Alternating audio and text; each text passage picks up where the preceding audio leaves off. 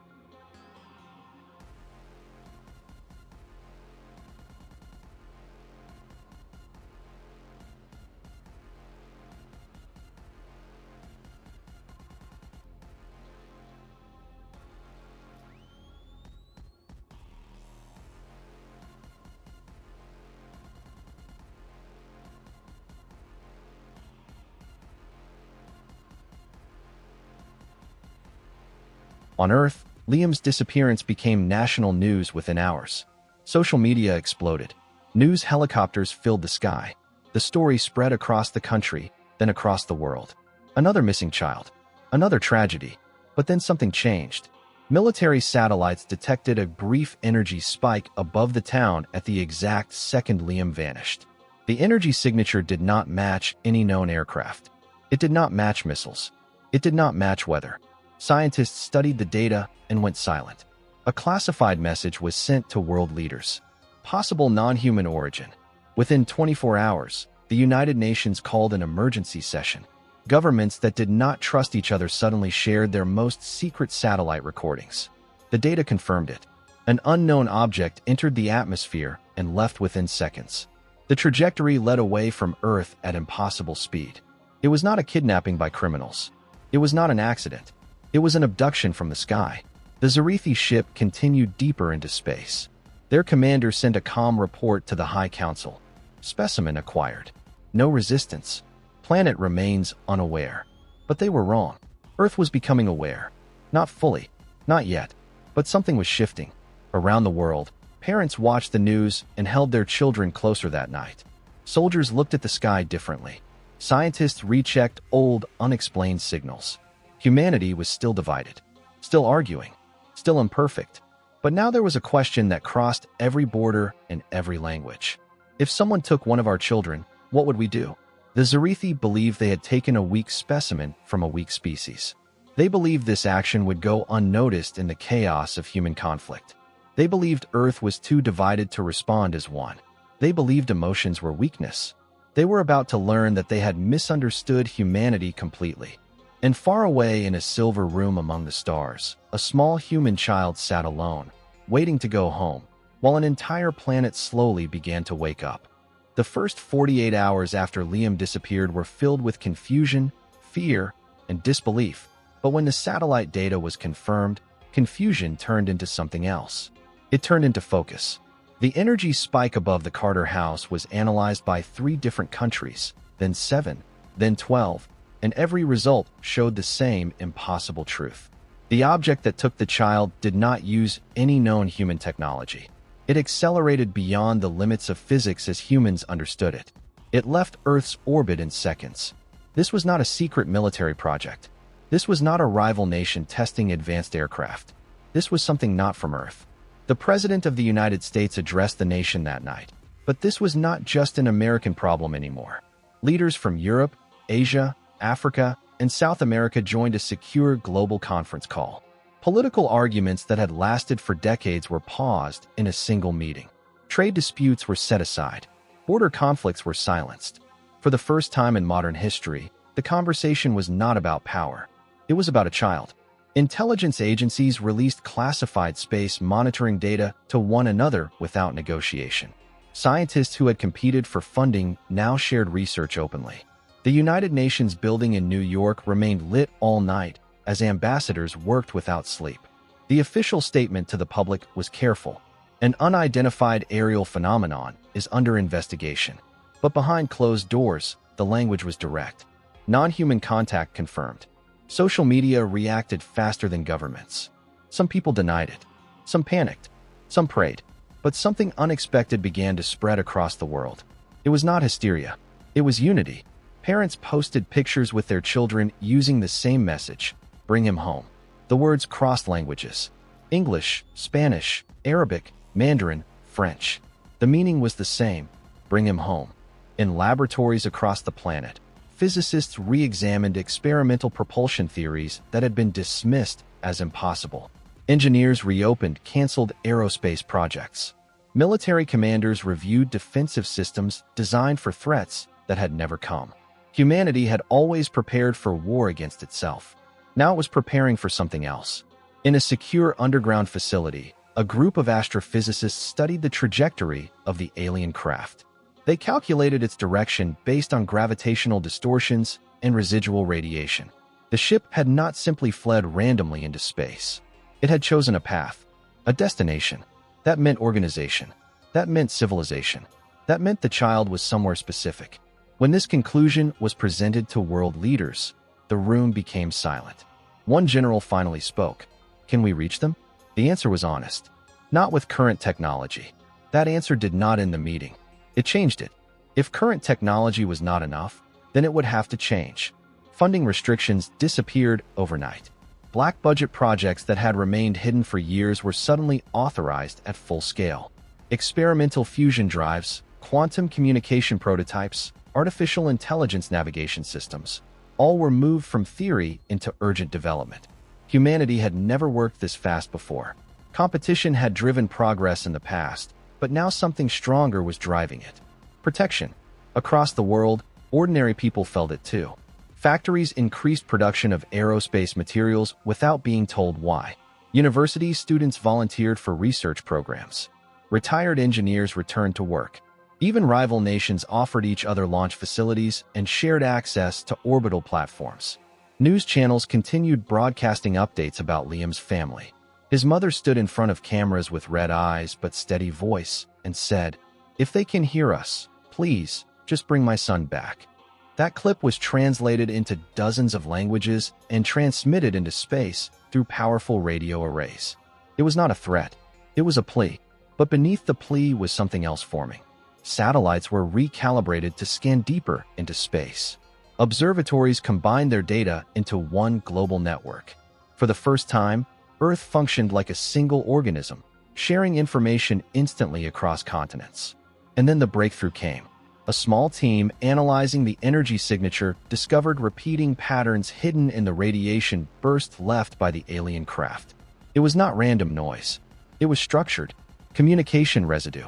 The aliens had not only traveled faster than light, they had transmitted data while doing it. Human cryptographers, the same experts who once broke enemy war codes, began working on the signal. Within days, they identified mathematical constants embedded in the transmission. Prime numbers, universal markers of intelligence. The aliens had not tried to hide their existence. They had simply assumed humans could not follow. That assumption was their second mistake. When the partial translation was presented to the Global Council, the message was simple and cold.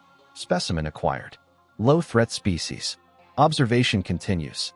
The word specimen echoed through the chamber like an insult. Liam was not a specimen. He was a child. In that moment, something changed permanently in humanity's mindset. This was no longer about asking politely. This was about response. A joint declaration was drafted and transmitted using every deep space antenna available. The message was clear and direct. Return the child immediately. Further action will follow if compliance is not met. It was the first official message from Earth to another civilization. There was no reply. Hours passed, then days. The silence felt intentional. The aliens were ignoring them. Some leaders feared provoking a superior enemy. Others argued that weakness would invite more abductions. But public opinion was overwhelming. Around the globe, millions gathered in city squares holding lights in silent solidarity. Not demanding war, demanding protection, demanding action. Humanity was still afraid. No one denied that. The alien ship had crossed interstellar distance effortlessly. Earth had not even reached Mars with a crewed mission. But fear was no longer paralyzing. It was motivating. In military command centers, new designations were created: extraterrestrial hostile entity, defensive level Omega, and deep beneath layers of classified clearance, one phrase began appearing in strategic documents around the world: unified planetary response. The aliens believed they had taken one small life from a divided world. They believed humans would argue, blame each other, and move on. Instead, something ancient and powerful had awakened. Humanity had stopped looking at its differences. It had started looking at the sky together. And somewhere in deep space, a small scout ship carried a child who trusted that someone would come for him, while an entire planet began preparing to prove him right. Liam had never been outside his town before, but now he was farther from Earth than any human in history. The silver room where he was kept had no windows, yet soft light filled every corner without a visible source. The air felt cool and dry, and the floor was smooth like glass. The Zarithi scientists observed him from a distance at first, recording every movement with floating instruments that hummed quietly. They expected panic, aggression, uncontrollable emotion. Instead, they saw something that confused them. The child was afraid, yes. His hands trembled sometimes, and his breathing grew fast when the tall, pale beings came too close. But he did not scream endlessly. He did not attack them. He watched them. He studied them the same way they studied him. When they brought him strange food, he hesitated, then tasted it carefully. When they scanned his brain with blue light, he closed his eyes and whispered to himself, remembering his mother's voice telling him to be brave. The Zarithi recorded increased neural activity whenever he spoke about home. The translation system slowly improved, learning from his simple sentences. My name is Liam. I am 8. My mom will be worried. Each sentence carried emotional weight that the aliens could measure but not understand. To them, worry was inefficient. Attachment was illogical. Yet the readings showed that the child's emotional state gave him strength rather than weakness. His heart rate stabilized faster than predicted. His stress hormones dropped quicker than expected. He adapted. The lead Zarithi researcher reported to the commander, specimen resilience exceeds projections. The commander responded calmly. All organisms adapt. Continue analysis. But adaptation at this level was rare. When the ship entered faster than light transit, the internal gravity fluctuated slightly. Adult Zarithi adjusted without issue, but Liam stumbled and fell. I'm okay. The translation system rendered the phrase with slight delay, but the tone was unmistakable. Self-reassurance. The aliens noted it carefully. Meanwhile, deeper within the ship, strategic discussions were taking place. The Zarithi Empire did not consider this mission important. It was routine biological research. However, long-range sensors detected something unexpected.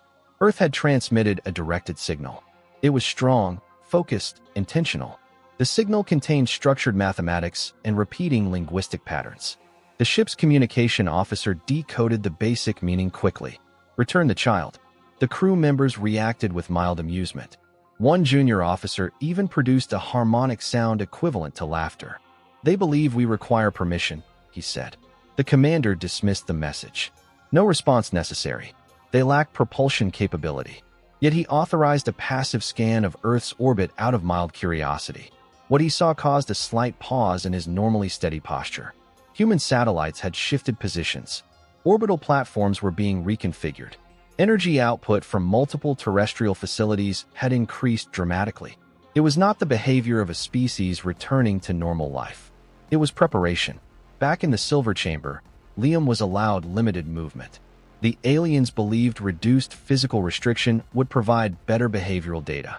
He explored carefully, touching the smooth walls and examining glowing panels. He found that when he spoke, some panels reacted with faint pulses of light. The ship's learning systems were mapping his language patterns in real time. One day, a smaller Zarithi technician entered alone to conduct a scan. Liam looked at the being and asked, "Do you have a mom?"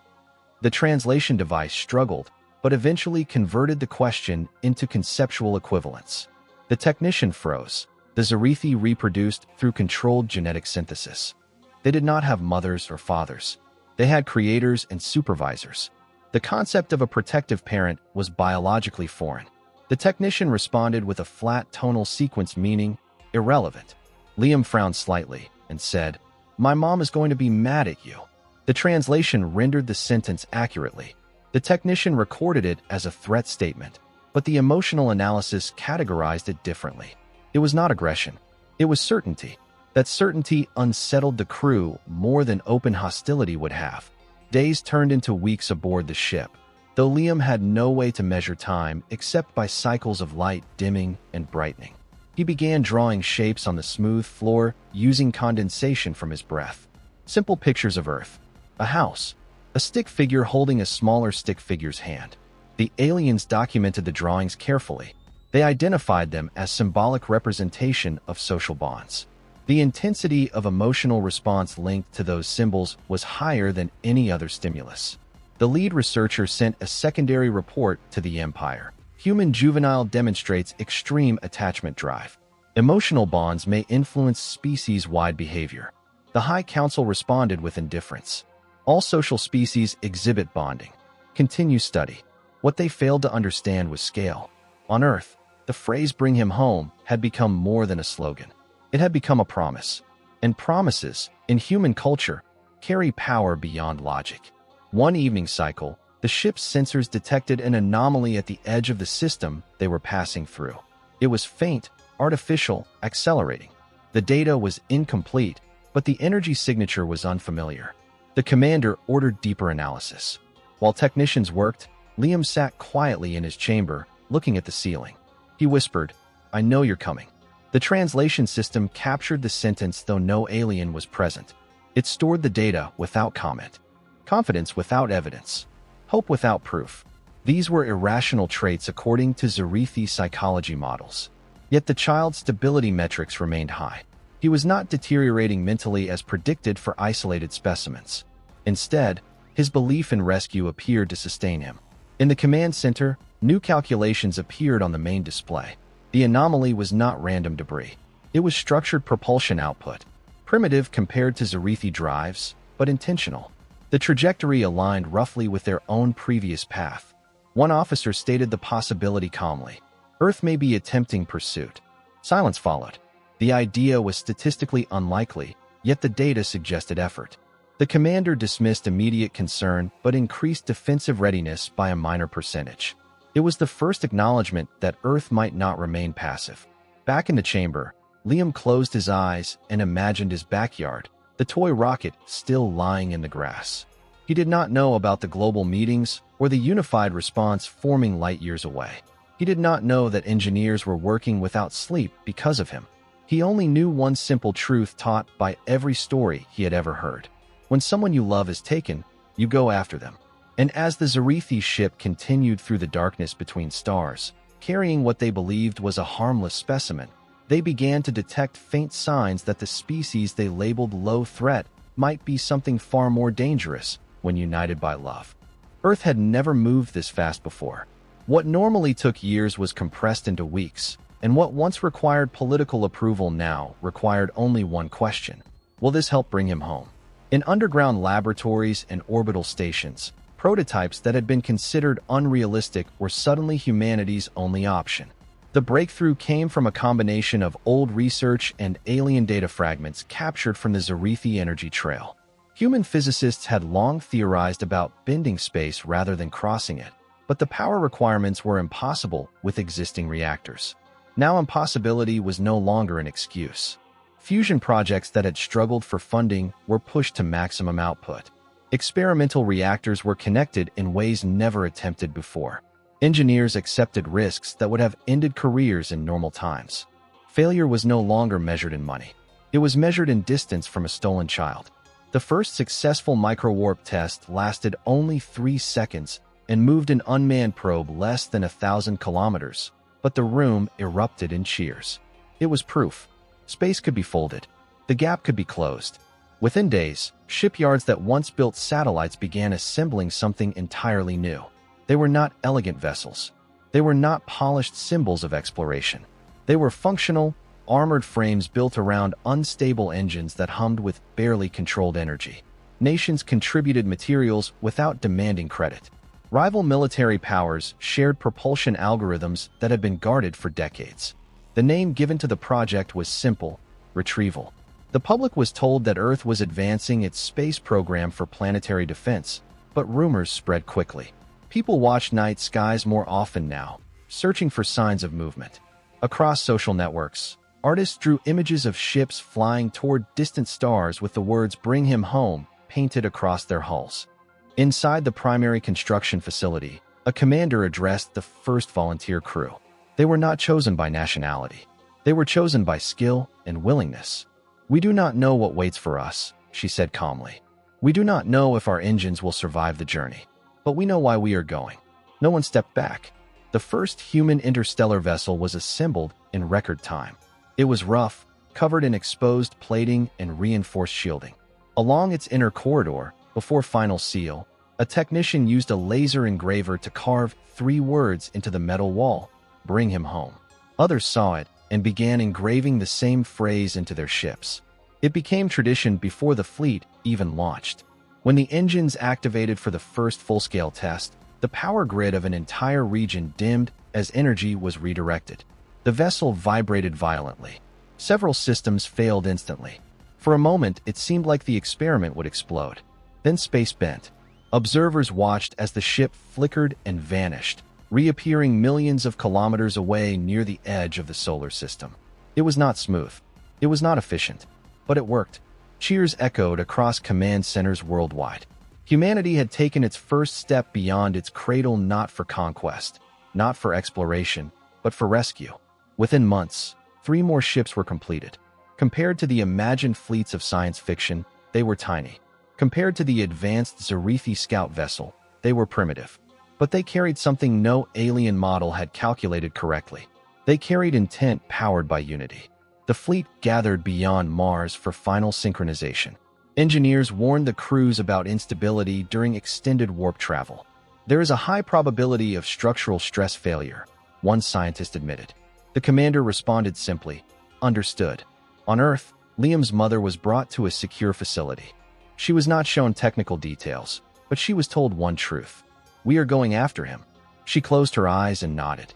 Across the planet, billions watched a live broadcast of the fleet preparing to depart. Governments had debated secrecy, but ultimately transparency won. Humanity needed to see this together. The engines ignited, brighter than any rocket launch in history.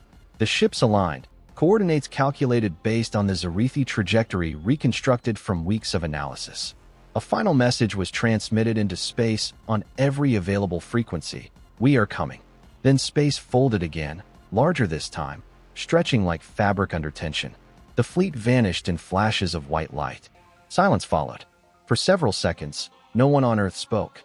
Then applause, tears, and prayers filled cities across continents. It was the most unified emotional moment in human history.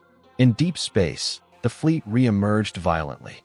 Warning alarms blared as hull temperatures spiked and internal gravity fluctuated. Crew members gripped consoles while engineers fought to stabilize the drives. The ships were not designed for comfort. They were designed for determination. Calculations confirmed that they had covered more distance in one jump than humanity had traveled in all previous missions combined. They were far from home now. Back on the Zarithi scout ship, long-range sensors registered a distortion event unlike natural cosmic phenomena. The energy pattern was chaotic but intentional. An officer ran simulations and turned slowly toward the commander. Origin probability, Earth. The commander's expression remained controlled, but internal metrics shifted. The species classified as low threat had achieved faster-than-light transit in less than one planetary cycle. That defied predictive models. "Track the anomaly," he ordered. On the human fleet, navigation systems locked onto the fading trail of Zarithi propulsion residue. It was weak but traceable. Each jump strained the ships further. Panels cracked. Circuits overloaded. Yet morale did not drop. Crew members shared images of Liam's backyard that had been uploaded into the ship's database. They reminded each other why they endured the shaking decks and sleepless cycles. This was not war for territory. This was retrieval of one life that represented all lives. The galaxy had not yet noticed the small sparks moving through its outer regions, but the Zarithi were beginning to understand that their assumption of human passivity was flawed.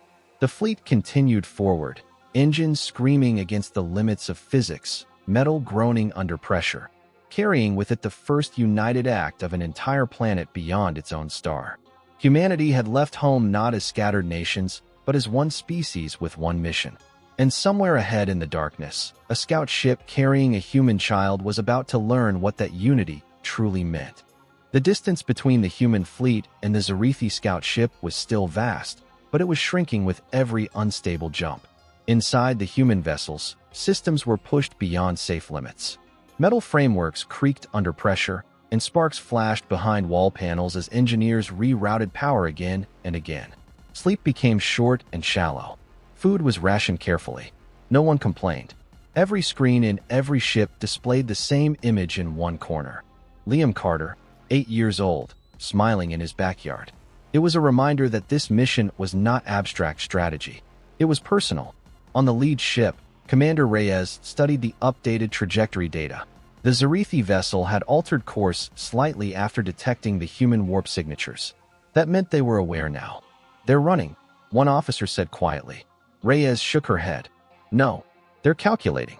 And she was right. On the Zarithi ship, the commander had increased speed, but not to maximum capacity. He did not yet consider the humans equal opponents, but he no longer considered them irrelevant. Reports had already been sent to the Empire describing humanity's rapid technological advancement. The High Council responded with restrained interest. "Observe further," they ordered. "If necessary, neutralize pursuit." Neutralize was a clinical word. It meant destroy. In the silver chamber, Liam felt a strange vibration through the floor. It was different from the usual hum of the ship. He looked up as lights flickered briefly. A Zarithi technician entered to run diagnostics, but the being's movements were less calm than before. Liam asked, "Is someone coming?" The translation device processed the question slowly. The technician did not answer, yet Liam saw something new in its posture. Uncertainty. On Earth, scientists monitored faint gravitational ripples that confirmed the fleet was still active. Each signal delay made communication slower, but small bursts of encoded data proved survival. The world followed every update. Factories continued building additional ships, just in case. Humanity had crossed a line it could never uncross. It now possessed interstellar capability, and it had learned to use it under pressure. In deep space, the human fleet prepared for direct contact. Weapon systems were basic compared to Zarithi energy arrays, but they were functional. Rail cannons loaded dense kinetic rounds. Missile bays armed experimental plasma charges. Defensive shields were improvised from layered magnetic fields. No one believed they held technological superiority. They relied instead on unpredictability.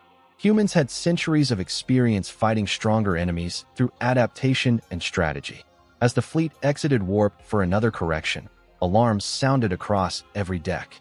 Long-range scanners had finally locked onto the Zarithi ship visually. It was elegant, smooth, and glowing faintly with internal power. Compared to the rough human vessels, it looked like art beside machinery. For a brief second, silence filled the command deck. Then Commander Reyes spoke clearly. "Open channel." A transmission burst across space.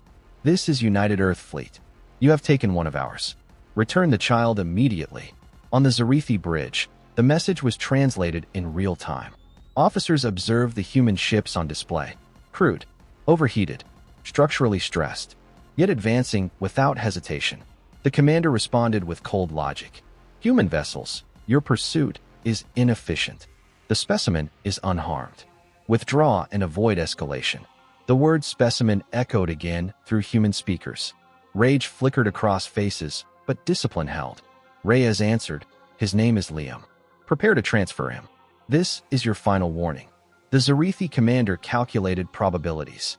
If he destroyed the humans now, he risked escalating a conflict with a species capable of unpredictable growth.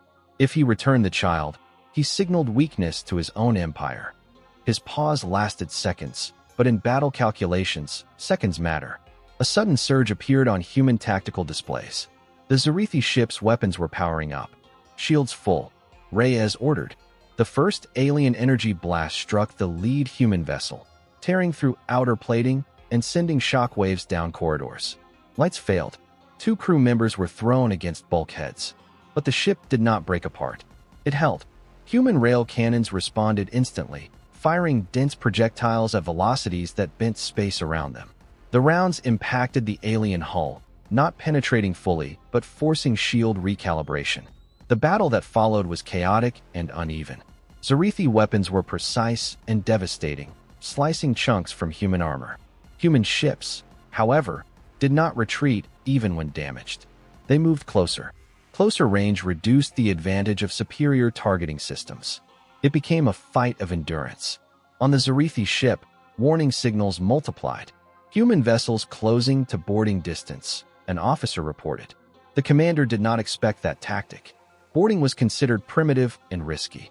Yet one human vessel accelerated directly toward the scout ship, ignoring heavy fire. Its outer hull burned and fractured, but magnetic clamps extended at the final second, locking onto the alien surface with violent force. Impact alarms echoed through both ships. In the silver chamber, Liam was knocked to the floor as the structure trembled violently. He covered his head, heart pounding, but through the chaos he felt something else. Hope. On the human vessel, armored soldiers secured helmets and checked magnetic boots. Commander Reyes' voice came through their comms, steady despite the shaking deck. "Remember why we are here." Explosive charges detonated along the connection point, tearing open an entry path into the alien hull. Smoke and sparks filled the corridor as the first human stepped into Zarithi territory. The interior was brighter than expected, walls glowing with soft light. Alien defenders approached with energy weapons raised. The first exchange at close range was brutal. Humans relied on projectile weapons designed to function in uncertain energy fields. The confined space reduced alien mobility advantage. Step by step, meter by meter, the boarding team advanced. Casualty reports came in, but retreat was never suggested. They moved with a single objective coordinate. The chamber where the life sign scan confirmed a small human heartbeat. On the Zarithi bridge, the commander watched in disbelief as primitive tactics overcame calculated defense. Humans were not optimizing for survival probability. They were optimizing for mission success regardless of cost. That variable had not been weighted heavily in Zarithi models. In the silver room, the door finally ruptured inward with a burst of sparks. Smoke cleared just enough for Liam to see dark armored figures framed by flashing emergency lights. One of them lowered a weapon and removed their helmet. A human face looked at him, eyes wide with emotion. "Liam?" the soldier asked. The child's lip trembled for the first time since his capture. "I knew you would come," he said softly. Behind them, distant explosions continued to shake the ship. The rescue was not complete. Escape would be just as dangerous. But in that moment, the most important objective in the galaxy had been achieved. Humanity had reached across the stars, faced superior technology, and stepped into enemy territory for one small life. And the Zarithi Empire was about to understand that this act was only the beginning of the price the galaxy would pay for underestimating a species that protects its own. The moment Liam was lifted into the arms of a human soldier, the balance of the entire conflict changed. The mission had always been retrieval, not conquest. But the Zarithi commander understood something critical as soon as he saw the boarding team's formation shifting toward extraction routes. The humans had not come to negotiate. They had come to succeed. And now that they had the child, they would not stop simply because resistance increased. "All units converge," the commander ordered, abandoning measured responses for the first time since the encounter began. Alien defenders flooded the corridors, energy weapons flashing in controlled bursts of blue light. The human boarding team tightened around Liam, forming a living shield as they moved back toward the breach point. Two soldiers carried portable shield emitters, experimental devices barely tested outside simulation. They flickered under heavy fire, but held long enough to block lethal blasts. Casualty alerts sounded in human helmets, yet the formation did not break. Every step backward was calculated. Every movement protected the center.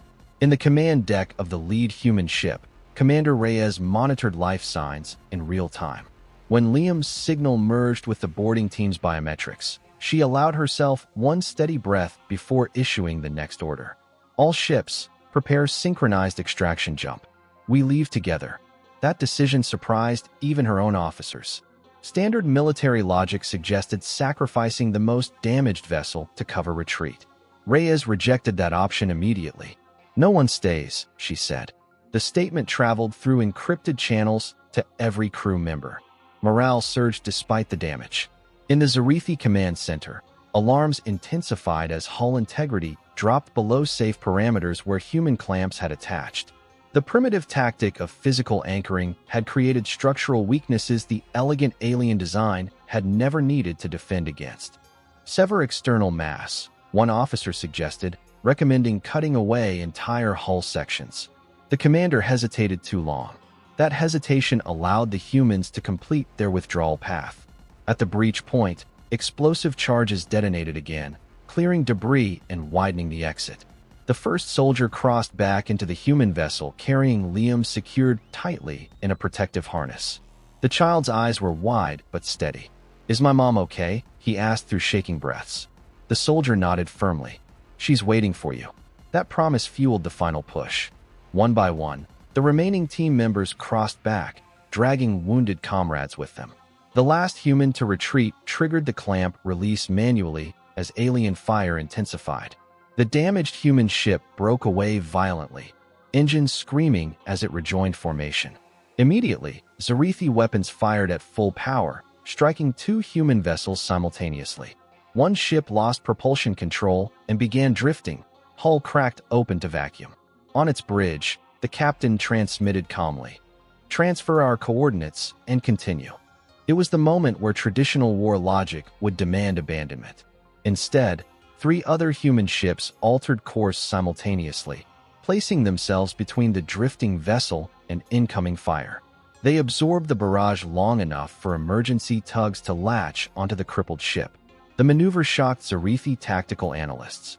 Humans were redistributing risk equally rather than preserving maximum combat strength. This was not efficient warfare. It was collective survival. Enemy preparing warp distortion, a Zarithi sensor officer reported suddenly. The human fleet had aligned engines in synchronized pattern, something never observed before. Commander Reyes initiated the extraction countdown while damage alarms flashed red across every console. All ships, lock formation. On my mark. The Zarithi commander made his final calculation. Destroying 1 or 2 ships might be possible before the jump, but complete annihilation was no longer certain. Worse, long-range scans detected additional faint warp signatures far behind the original fleet. Reinforcements. Earth was building more. The cost of continuing escalation was rising exponentially. For the first time, the Zarithi Empire faced a scenario where a species it labeled low threat could become long-term destabilizing force. Cease primary fire, he ordered abruptly. The command bridge fell silent in disbelief. He opened a direct channel. Human fleet, disengage. Further hostilities will not be pursued. On the human bridge, the message arrived seconds before warp initiation. Reyes did not smile. She did not celebrate. She simply replied, "Do not approach Earth again." Then she gave the final command. Space folded around the battered human ships in a violent ripple of light. The fleet vanished, leaving the damaged Zarithi scout ship alone in the dark. Silence filled the alien bridge for several long seconds. Casualty and structural reports streamed across displays. The commander stared at the empty coordinates where the humans had stood. Their models had predicted fragmentation, surrender, or slow advancement. They had not predicted immediate technological acceleration driven by emotional unity. They had not predicted a species willing to risk total loss for a single juvenile. Within days, reports from long-range observation posts confirmed expanding human ship production. New warp signatures appeared near Earth at increasing frequency. The High Council convened an emergency session. Data projections showed that if humanity maintained this pace for even a few cycles, their fleet capacity would rival regional Zarithi forces. More concerning was behavioral unpredictability. Humans did not optimize for imperial expansion. They optimized for protection and retaliation when threatened. The conclusion was unanimous. A new galactic advisory was issued across allied territories. Direct interference with Earth is prohibited. Classification updated. Human species status revised from low threat to high consequence. On Earth, the human fleet re-emerged in the outer solar system to global silence, followed by an eruption of celebration when confirmation spread. Medical teams rushed aboard damaged ships. Liam was transferred gently to a recovery shuttle. As the shuttle descended through Earth's atmosphere, billions watched live. When the door opened and he stepped onto the landing platform, his mother ran forward without waiting for clearance. Cameras captured the moment they embraced, but no broadcast could fully convey the emotional force that moved across the planet. The mission had succeeded, but something larger had changed. Humanity had proven to itself that unity was possible when it mattered most. Factories did not shut down after the rescue. Ship construction continued. Research programs expanded. Defensive networks were strengthened. Earth did not declare war on the galaxy. It did not seek revenge beyond what had already been done.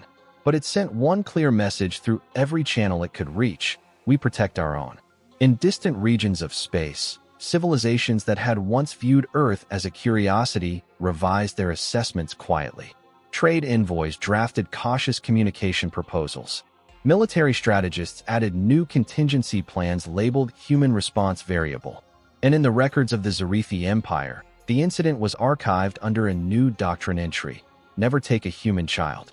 Because the galaxy had tested the limits of human tolerance once, and the price it paid was not measured only in damaged ships or lost soldiers, but in the awakening of a united species that now knew it could reach the stars when given a reason strong enough to carry it there. The return of the fleet should have marked the end of the crisis, but in many ways it was only the beginning of a new era. Humanity had crossed a threshold that could never be reversed. Before the abduction, Earth was a divided world with shared technology but separate ambitions. After the rescue, something fundamental had shifted. The knowledge that humans could reach beyond their solar system, fight a superior civilization, and return alive changed how every nation saw itself and each other. The ships that limped back into orbit were scarred and partially broken, but they were treated like sacred objects. Engineers did not dismantle them. They studied every damaged plate and every overloaded circuit, learning from each weakness. The lessons were recorded and shared openly across former rival powers. There were no patents filed, no classified barriers raised against allies. The logic was simple and powerful. Survival is collective. Liam's rescue had proven that when humanity focused on a single purpose, it could achieve what once seemed impossible. That realization frightened some political leaders, not because of alien threats, but because unity of that scale could not easily be controlled. Yet the public mood was not aggressive. It was protective. There were no calls to invade the Zarithi Empire, no global demand for revenge campaigns. Instead, there was a steady, determined commitment to preparedness. Orbital defense platforms were expanded, not pointed outward in conquest, but arranged in layered shields around Earth and its colonies. Lunar bases were upgraded into shipyards. Mars, once a symbol of exploration dreams, became a strategic hub for deep space monitoring. Schools updated textbooks within a year, adding new chapters about first contact and the retrieval fleet. Children grew up knowing that humanity's first interstellar mission was not about curiosity or expansion, but about bringing one of their own home. Liam returned to ordinary life slowly, surrounded by security and careful privacy. He was offered interviews, sponsorships, fame beyond imagination, but his family chose quiet instead. The world respected that decision. To many, he represented something larger than himself. He was proof that no human was too small to matter.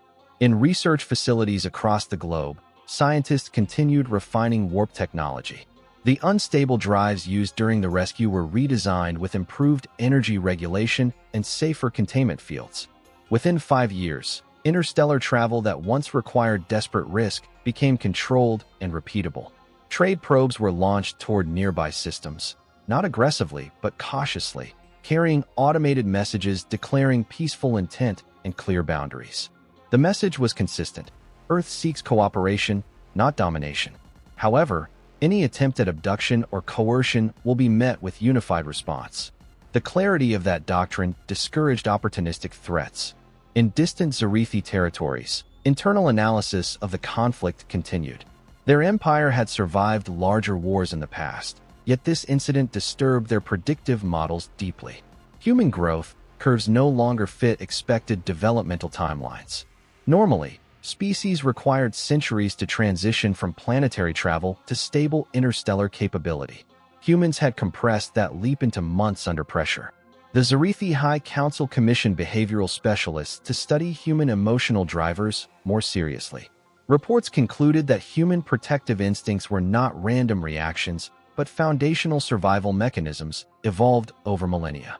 Family bonds extended beyond genetic lines into social identity. Threatening one member activated a networked response across the species. The cost-benefit analysis for future aggression against Earth shifted dramatically.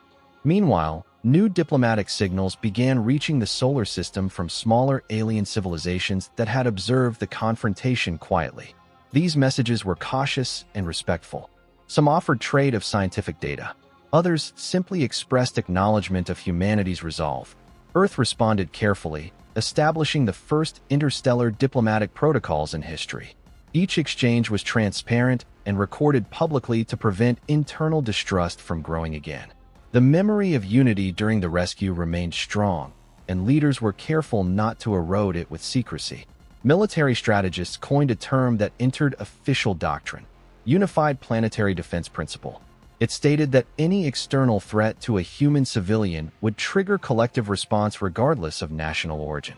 This doctrine replaced older alliance structures that had divided the world into blocks. For the first time, Earth possessed not only shared technology, but shared obligation. Economically, the rapid industrial surge created by the rescue effort transformed global systems. Energy production shifted heavily toward fusion to sustain warp infrastructure. Environmental restoration projects accelerated because planetary stability was now considered strategic necessity. A divided and polluted world could not defend itself effectively. The realization that Earth must remain strong internally to remain secure externally created political cooperation that had once seemed impossible. Disagreements did not disappear, but they were reframed under a broader identity. Humanity had seen itself from the outside for the first time. It had been labeled primitive and low threat by an alien power. That label unified pride across cultures. People began referring to themselves less by nationality and more by species when discussing space affairs. Years later, when the first fully stable human exploration fleet prepared to depart toward neighboring star systems for peaceful survey, the ceremony was quiet but deeply symbolic. Commander Reyes, now older and carrying visible scars from the boarding mission, addressed the assembled crews. "We go forward not because we were attacked," she said, "but because we proved we can stand together." The fleet launched smoothly, engines stable, hulls reinforced with knowledge earned under fire. In classrooms, children watched the broadcast and learned that courage was not absence of fear, but action in spite of it. Liam, now a teenager, watched too from his home, aware that his life had altered the course of history without him ever intending it. The galaxy adjusted slowly to humanity's presence. Some species remained distant. Others sought partnership, but none ignored Earth anymore. The simple act of taking one child had awakened a civilization's latent potential and accelerated its evolution by generations. The lesson recorded quietly in alien archives was repeated often in strategic councils. Humans are unpredictable when threatened and unstoppable when united. And on Earth itself, the deeper lesson endured in culture and memory. Humanity had discovered that its greatest strength was not weapons, not engines, not technology born from desperation, but the invisible bond that connected billions of individuals across continents. A bond that, when tested, had carried them beyond their sun and back again. The galaxy learned something that day. Humans are not the strongest species. We are not the most advanced, but we protect our own. And when we stand together, even the stars are not far enough to hide.